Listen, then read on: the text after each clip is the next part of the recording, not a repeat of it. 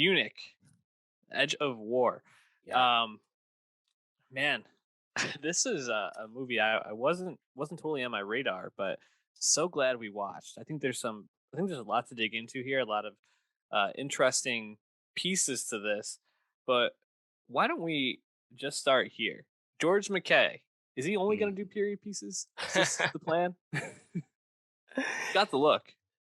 He does, and he's got the fame so far. Obviously, 1917 breakout, right before the pandemic kicked off, end of 2019 there. He's been in a few things since then, but it does feel like his most notable work thus far is in period work. So Yeah.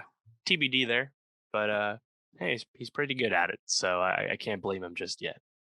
He jumped from 1917 to what's this 1937? 1932, something like 30, that. yes. Yeah, yeah. There's Some, Munich Edge of War progresses through a big chunk of the 30s, as the story would suggest. So yeah, he has his niche.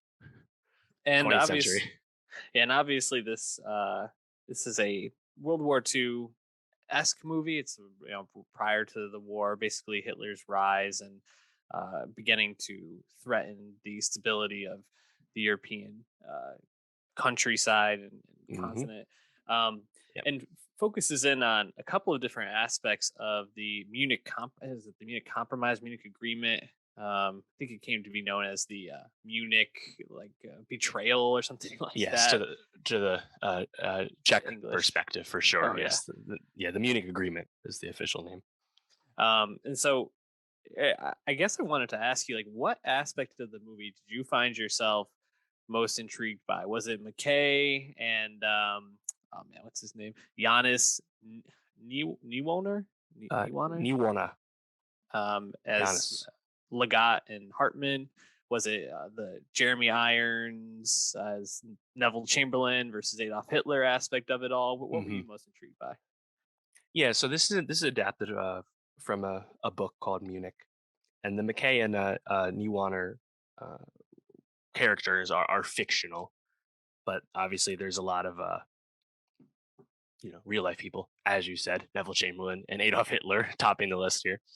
And I was definitely most compelled with those fictional characters. I think they do the most interesting stuff with the story.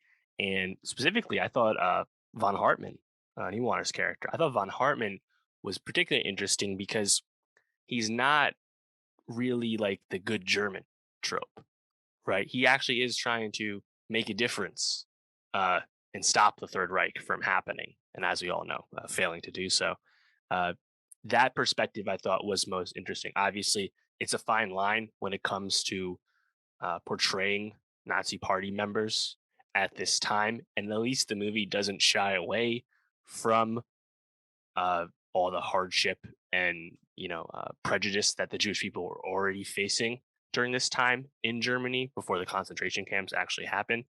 Um, I like how it handled that, and I think it gets a little hokey towards the end. It's like, oh, is he going to shoot Hitler? It's his chance, and I couldn't do it. It's like, to me, that's not super compelling because it just comes across as so fictional and like not real. Um, on the other hand, the von Hartmann character is evidently based off of a real character who ended up being involved in the Valkyrie plot that failed to kill Hitler, and that guy actually obviously gets killed in real life. So uh, I think the German perspective was most interesting to me, and I had more of an issue with some of the British perspective stuff with Chamberlain. But uh, I think the movie is pretty compelling, even if it's a bit straightforward. Yeah, the aspect that I really liked of the Hartman and Legat relationship was how you kind of see the flashback to their fallout, and Mm, you see Hartman as yeah, this person who initially was very much a supporter of Hitler and yeah, his like rise, many and Germans. yeah, and how reminiscent that feels of the current political climate Yes, in the United fanaticism, as they States. said. Yes, just is a bit harrowing, but noticing the change over time and using that relationship as a way of like explaining how the brutality of the Third Reich and the hate and just the practices that they use to try to attempt to exterminate all Jewish people as well as many other identities. It's Mhm. just I think really effectively played out when they go to visit Lena, and you Yeah. kind of get Hartman and Legat having the like coming to coming together moment of their relationship again, which was great. I think the tension in this movie is really finely drawn and really carries through the movie convincingly.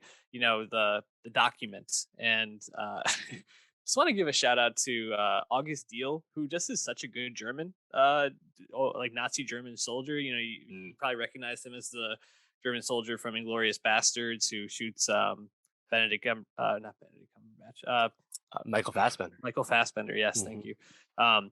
So yeah, I just saw him and I was like, oh, immediately evil. I mean, Yeah. already wearing the Nazi uniform, but like immediately he's the bad guy, and he's great. And he just is like this lurking figure and Mhm. tension of will they find the document? Sawa.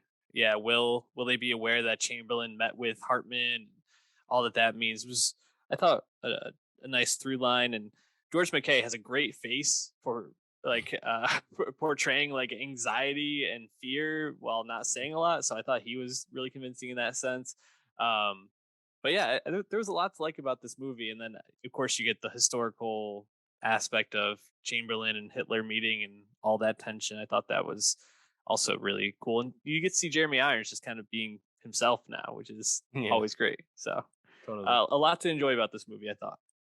Yeah, so, one thing I didn't really like was, Legat's family life is just so, like, shoehorned in here, like, Mhm. Jessica Brown Finley, notable performer, just a thankless role as his wife, like, doesn't pass the Bechdel test at all, just not necessary, I feel like there's enough, like, humanizing and of these characters with the relationship between Legat and Von Hartmann and, and Lena with those flashbacks and stuff. I feel like it just wasn't needed. It's like, yeah, we get it. He has a busy work life as he's trying to stop in global conflict. Like we don't need him to have a thankless wife and kid character to convey that. Um, I think though the bigger sin of the film and this is a German British co-production. But I think the biggest sin to me is the attempt to recontextualize Neville Chamberlain's legacy and role in the Munich Agreement, or rather his goals of the agreement. Obviously, Neville Chamberlain, a bit of a punchline, a maligned figure for appeasement, of course, appeasement to Hitler with the Sudetenland, because obviously it doesn't work. But this movie attempts to convince you that actually Chamberlain was doing this because he had to play with the cards he was dealt, and by buying Britain more time, he was preparing them for the war, which is just a really contested and not really agreed to point of view. And I just found it weird. Like, why are we trying to like build up Neville Chamberlain of all people? Just a weird point of view to me. Yeah, I thought that ending scene, the one that I think you're referring to on the plane, where he's like, "I have to play with the cards I'm dealt," and you know, I he didn't have enough evidence, I guess, to just flat out stand up to Hitler, so he needed to do this backhanded, basically nothing agreement on top of this Yeah. to show that he's a bad guy who will go against what he says, and that way the people will be mad that he did this, and they'll rise up against him. And it's like, what is this logic? You know, like pretty much everybody here knows Hitler is a maniac. Yeah. It's I don't know. I thought that was a really weird point, and yeah, Neville Chamberlain, not a figure. I really was like, needs someone to cape for him here. I don't know. Right. It's just weird. Like this is not like a popular like point of view, certainly not in the US, but like in British history as well. Like it's just a weird thing. Like I don't also think it was necessary. Like if anything, the movie would be more dramatic if you do a better job of showing that like Chamberlain just completely failed and was just out of touch with how to deal with Hitler, because that was actually the reality. I don't know why they had to kind of change the conclusion there. It's just weird to me. Um, Shout out to Ulrich Mattis, who plays Hitler. He actually played Goebbels in Downfall, which is probably the Huh. most famous movie about Hitler. So a bit of a Nazi uh, film synergy there. But I don't know if he like totally looked like Hitler the way I think of, Uh, you think of, but still kind of an interesting performance where like you don't get like the downfall. I mean, like he doesn't like lose his shit. It's more about like the fear he's imposing around people without actually needing to act out. Yeah, and I think that's pretty much every scene between Hartman and him is just incredibly tense, and you get the sense that he's like really feeling Hartman now and trying to intimidate him. And I really thought the way that that last interaction where Hartman's considering shooting him, but more so what Hitler is talking about in that, and like in terms of like how the public doesn't know what they want and their children, and this is what they actually want, that type of thing. I thought that kind of was a very forward, but also like a not super heavy-handed way of kind of getting across Hitler's like ideals and the way that it at least been said that he viewed the German people and Yeah. his role in leading them. So I thought that was all pretty good, and I agree. He does not look like Hitler, but definitely an interesting performance.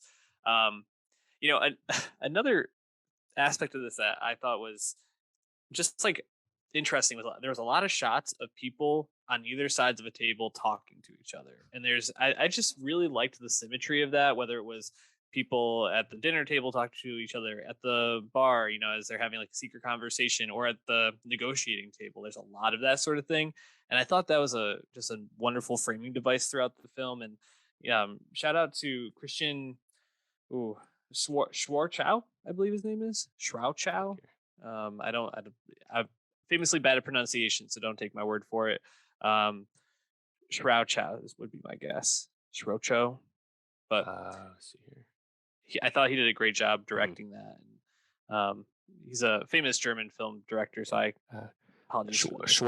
Schwauchow, I think it is. Shrouchow. Yes. Um, and I just thought he did a great job of making this look amazing on top of uh, leading a pretty competent film. So Yeah. definitely enjoyed this.